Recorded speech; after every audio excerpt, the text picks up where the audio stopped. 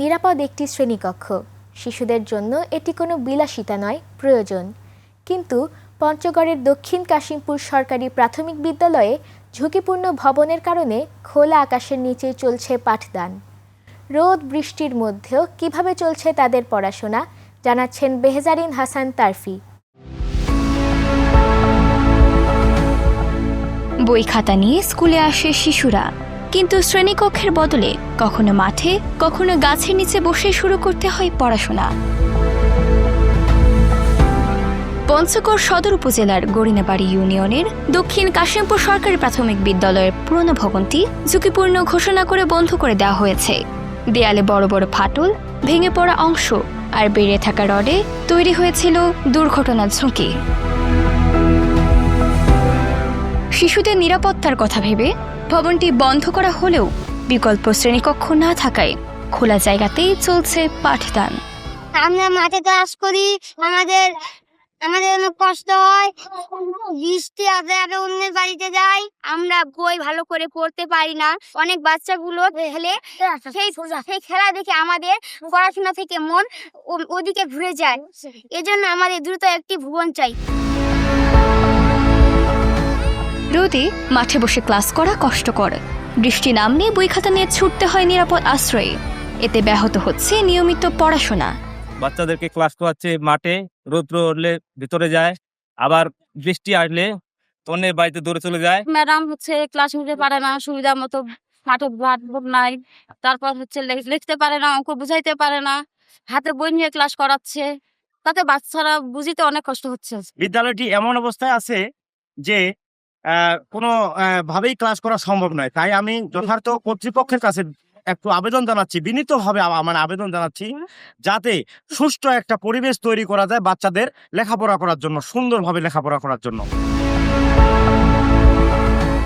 শিক্ষক অভিভাবকদের দাবি, দ্রুত একটি নিরাপদ শ্রেণীকক্ষের ব্যবস্থা করা হোক।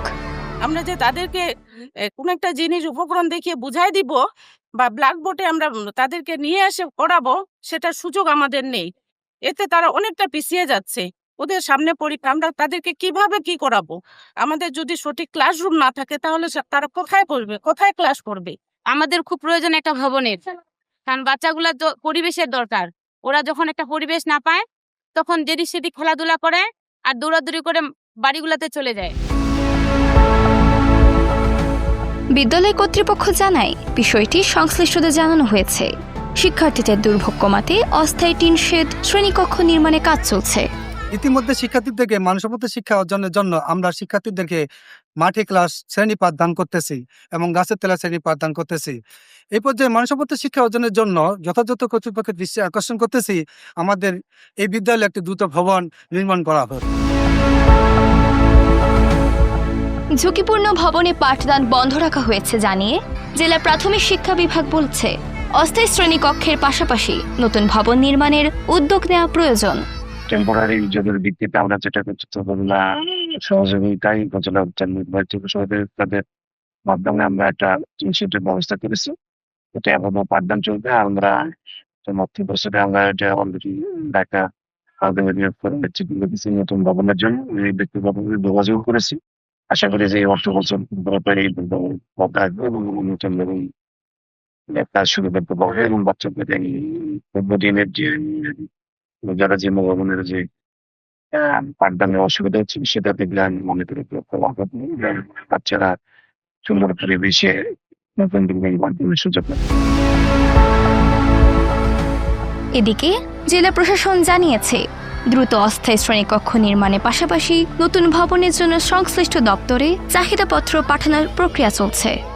ভবনটি পরিত্যক্ত হয়ে যাওয়ায় শিক্ষার্থীরা শ্রেণীকক্ষে ক্লাস করতে পারছিল না, তারা খোলা আকাশের নিচে ছিল। এই বিষয়টি আমাদের নজরে আসার পরেই উপজেলা নির্বাহী অফিসার সদর ব্যবস্থা গ্রহণ করেছে এবং সেখানে টিন শেড এবং টিনের বেড়া দিয়ে আপাততভাবে নতুন করে ক্লাসরুম নির্মাণ করা হচ্ছে।